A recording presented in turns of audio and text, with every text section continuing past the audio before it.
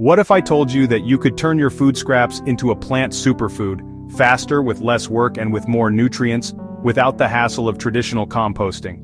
I made the switch to fermenting my food waste, and honestly, I can't imagine going back. Let me show you why you might want to make the switch too. Hey, thanks for tuning in. If you're passionate about sustainability and making the most of what you have, you're in the right place. Let's be real. Traditional composting takes months. You have to keep turning it, it can smell, and you can't compost everything.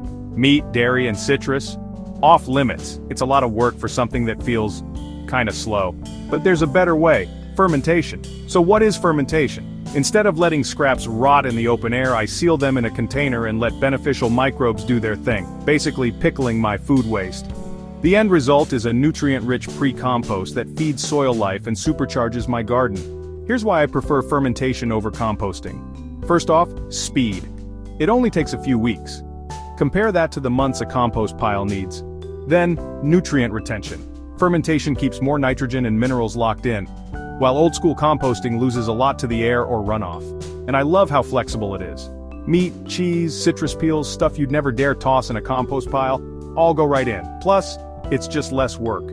No turning, no piles, and when you seal it properly, no nasty smells. And here's the best part.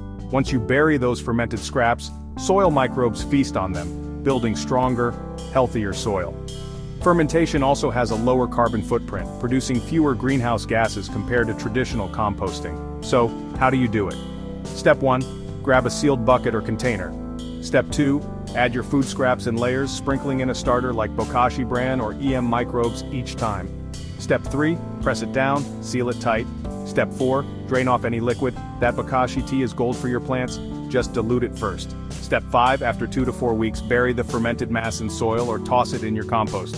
Now, it's not perfect. Fermented scraps are acidic, so never put them directly on plant roots. Always mix or bury them. And make sure your container seals tight, or you'll get some funky smells.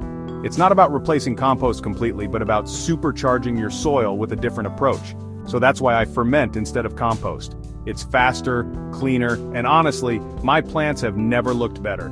If composting has frustrated you, fermentation could be your game changer. Have you tried fermentation or bokashi before? Drop a comment below and let me know where you're watching from. I'd love to hear your story. And hey, if you found this helpful, don't forget to subscribe and hit that like button. Thanks for watching.